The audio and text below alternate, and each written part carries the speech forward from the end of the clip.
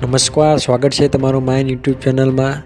રોજ નવા સમાચાર જાણવા માટે માયન યુટ્યુબ ચેનલને સબસ્ક્રાઈબ કરો અને બેલ આઇકોનને દબાવી દો। એની નવી આગાહી, પાક ધિરાણ માટે લોન થશે માફ, 2000ને બદલે 4000 રૂપિયા। રાશન કાર્ડ ધારકો માટે ખુશ ખબર, પતિ પત્ની બંનેને મળશે 10,000નો હપ્તો। એમપીમાં પીએમ મોદીનું સંબોધન, હવે ઘરે બનાવવાનું થશે સસ્તું। આજના સૌથી મોટા ખેડૂત સમાચાર, પશુપાલકો માટે ખુશખબર, ટાંકો બનાવવા 75,000 રૂપિયા સહાય। શાકભાજીના ભાવમાં થયો વધારો। હાલ ગુજરાતમાં સામાન્ય ઠંડી છે, પરંતુ ટૂંક સમયમાં ગુજરાતમાં ગરમી ચાલુ થવાની શક્યતા છે। હવામાન નિષ્ણાત અંબાલાલ પટેલની આગાહી મુજબ 12 ફેબ્રુઆરી સુધીમાં વહેલી સવારે અને રાતના સમયે તાપમાન ઘટશે। આ દરમિયાન ઉત્તર ગુજરાત અને કચ્છમાં ઠંડક અનુભવ થશે। 15 થી 16 ફેબ્રુઆરીએ ફરી તાપમાન વધશે। 15 ફેબ્રુઆરીથી ધીમી ગતિએ ગરમીની શરૂઆત થઈ શકે છે। 19 થી 22 ફેબ્રુઆરીના રોજ વાદળછાયું વાતાવરણ રહેશે, ત્યાંથી ગરમી અનુભવાશે। પાક ધિરાણ માટે લોન માફ, ગુજરાતના દરેક ખેડૂતો માટે પાક ધિરાણ લોનને લઈને આવ્યા મહત્વના સમાચાર। ખેડૂતોએ લીધેલી લોનની નવાજૂની કરતા ખેડૂતો પાસે કેશ પેમેન્ટ માંગવાની બદલે ડાયરેક્ટ બેંકમાંથી ઓટો રિન્યૂ કરી આપવામાં આવે તેવી માંગ ખેડૂતો દ્વારા કરવામાં આવી છે। ખેડૂતો બેંકના લોનના પૈસા ભરવા માટે બહારથી વ્યાજના પૈસા લાવીને વ્યાજના પૈસા ભરે છે, જ્યાંથી ખેડૂતોને ઓટો રિન્યૂ સુવિધા આપીને ખેડૂતોની થોડી રાહત આપવામાં આવે તેવી ખેડૂતો કરી રહ્યા છે। 2000ને બદલે 4000નો હપ્તો, પીએમ કિસાન સન્માન નિધિ યોજનાનો 2000 રૂપિયાનો 15મો હપ્તો 15 નવેમ્બર 2023ના રોજ ખેડૂતોના ખાતામાં ટ્રાન્સફર કરવામાં આવ્યો હશે। પીએમ કિસાન યોજના હેઠળ આપવામાં આવેલ દરેક હપ્તા 4 મહિનાના અંતરાલ સાથે ચૂકવવામાં આવે છે, જે મુજબ 15મો હપ્તો 15 નવેમ્બર 2023ના રોજ ખેડૂતોના ખાતામાં ટ્રાન્સફર કરવામાં આવ્યો છે। કૃષિ અને ખેડૂત કલ્યાણ વિભાગ દ્વારા પ્રાપ્ત અહેવાલ મુજબ લાખો ખેડૂતો પીએમ કિસાન યોજના હેઠળ બહાર પાડવામાં આવેલ 15મા હપ્તાની રકમ મેળવવાથી વંચિત છે। રાષ્ટ્રીય અન્ન સલામતી કાયદો હેઠળ વધુ કુટુંબોને આવડીને તેમને રેશનિંગ અનાજ આપી શકાય તે માટે અન્ન અને નાગરિક પુરવઠા વિભાગમાં ફેરફાર કરવામાં આવ્યો છે। શહેરી વિસ્તાર માટે જે કુટુંબનો કોઈપણ સભ્ય માસિક 15,000થી ઓછી આવક ધરાવતો હોય તેને અન્ન સુરક્ષા હેઠળ આવરી લેવામાં આવે છે। ગ્રામ્ય વિસ્તારમાં માસિક 15,000થી વધુ આવક ધરાવતા હોય તેમણે પણ અન્ન સુરક્ષા હેઠળ આવરી લેવામાં આવશે।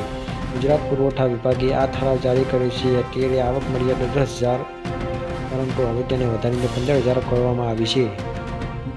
જો તમારા પણ છેલ્લા 2 વર્ષમાં લગ્ન થયા હોય કે થવાના હોય તો તમને સરકાર તરફથી મળશે 10,000 રૂપિયા સહાય। કુંવરબાઈનું મામેરું સહાય યોજનાના અંતર્ગત કન્યાને 10,000 રૂપિયાની સહાય આપવામાં આવી છે, જેમાં તમારે એક ઓનલાઈન ફોર્મ ભરી જરૂરી ડોક્યુમેન્ટ અપલોડ કરવાના રહેશે, જેમાં કન્યાનું આધાર કાર્ડ, કન્યાના પિતાના વાર્ષિક આવકનો દાખલો, લગ્નનું પ્રમાણપત્ર, સ્વઘોષણા પ્રમાણપત્ર અને કન્યાના બેંક ખાતાના પાસબુકની નકલ વગેરે ડોક્યુમેન્ટ અપલોડ કરી અરજી સબમિટ કરવાની રહેશે। જ્યારે થોડાક સમય બાદ તમે અરજી કરેલી અપ્રુવલ થશે ત્યારે તમારા આપેલ બેંક નંબરમાં 10,000 રૂપિયા જમા કરવામાં આવશે। એમપીમાં પીએમ મોદીનું સંબોધન, પીએમ મોદી એમપીના પ્રવાસે છે, અહીં તેમણે જન સંબોધનમાં કહ્યું કે તે પહેલેથી જ મધ્યપ્રદેશની વિધાનસભાના પરિણામોથી કહી દીધું છે કે લોકસભા માટે તમારો મૂડ કેવો રહેવાનો છે। એટલા માટે આ વખતે વિપક્ષના મોટા નેતાઓ પહેલાથી જ કહેવા લાગ્યા 2024માં 400ને પાર।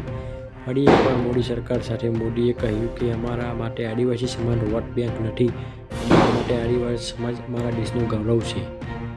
ઘર બનાવવું થશે સસ્તું, મકાન નિર્માણમાં સળિયાની મહત્વની ભૂમિકા હોય છે, જેના માટે ઘણો ખર્ચ કરવો પડે છે। જોકે ગત દિવસોમાં દેશમાં સળિયાની કિંમતોમાં ઘટાડો થયો છે, આ કારણે હવે સપનાનું ઘર બનવાનું સરળ થયું છે। હાલમાં યુપીના કાનપુર, ગાઝિયાબાદ અને મુઝફ્ફરનગરમાં સળિયાની કિંમત 45,300 પ્રતિ ટન, છત્તીસગઢમાં 42,500, મધ્યપ્રદેશમાં 47,800, રાજસ્થાનમાં ₹45,400 અને દિલ્હીમાં 46,300 પ્રતિ ટન છે, જે 2023ની તુલનામાં ઘણા ઓછા છે। આજના સૌથી મોટા ખેડૂત સમાચાર, અમરેલી જિલ્લામાં મોટાભાગના ખેડૂતો દ્વારા કપાસ, મગફળી, સોયાબીન, ઘઉં, ચણા તેમજ સફેદ અને કારાનું વાવેતર કરવામાં આવ્યું હતું। અમરેલી યાર્ડમાં મોટી મગફળીના 12,855 રૂપિયા ભાવ રહ્યો હતો। અમરેલી યાર્ડમાં કપાસની જાણસીની હરાજી કરવામાં આવી હતી।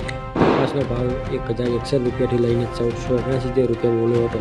અમરેલી માર્કેટિંગ યાર્ડમાં 345 ક્વિન્ટલ કપાસની આવક થઈ હતી। આ સિવાય અમરેલી યાર્ડમાં લોકવચન ઘઉં અને ટુકડા ઘઉંની હરાજી કરવામાં આવી હતી। લોકવન ઘઉંનો ભાવ 411 રૂપિયાથી લઈને 586 રૂપિયા બોલાયો હતો, ત્યારે ટુકડા ઘઉંનો ભાવ 438 રૂપિયાથી લઈને 643 રૂપિયા નોંધાયો હતો। માર્કેટિંગ યાર્ડમાં 540 ક્વિન્ટલ ઘઉંની આવક થઈ હતી। પશુપાલકો માટે ખુશ ખબર. પશુપાલન કરતા તમામ ખેડૂતો માટે આવ્યા મોટા સમાચાર. પશુપાલન કરતા તમામ ખેડૂતોના ખાતામાં જમા થશે ₹27 નો હપ્તો. મહિનાનો ભાવ ખર્ચ માટે સરકાર તમામ પશુપાલકોને આર્થિક રીતે સહાય કરે છે. તે 4 હપ્તા દીઠ ખેડૂતોના ખાતામાં જમા કરવામાં આવશે. જ્યારે જે ખેડૂત મિત્રોએ આ યોજનાનો ફોર્મ ભરેલ હશે તેવા ખેડૂત મિત્રોના ખાતામાં ₹2704 હપ્તા તેમ ટોટલ ₹10,800 જમા કરવામાં આવશે.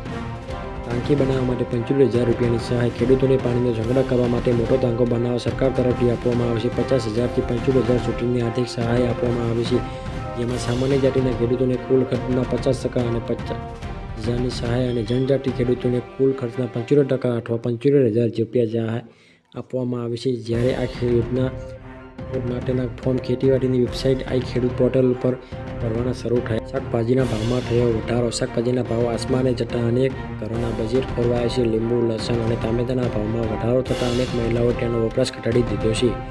લસણનો 1 કિલોનો ભાવ ₹350, લીંબુનો ભાવ ₹100 અને ટામેટા ₹50 કિલો વેચાઈ રહ્યા છે. ટામેટા ₹25 કિલો ભાવે વેચાતા હતા પરંતુ તેના ભાવમાં બમણો વધારો થવા મળ્યો છે. તેમજ શિયાળા દરમિયાન લસણનો વપરાશ વધુ હોય છે. જોકે લસણનો ભાવ હાલ કિલોએ ₹450 પહોંચ્યો છે.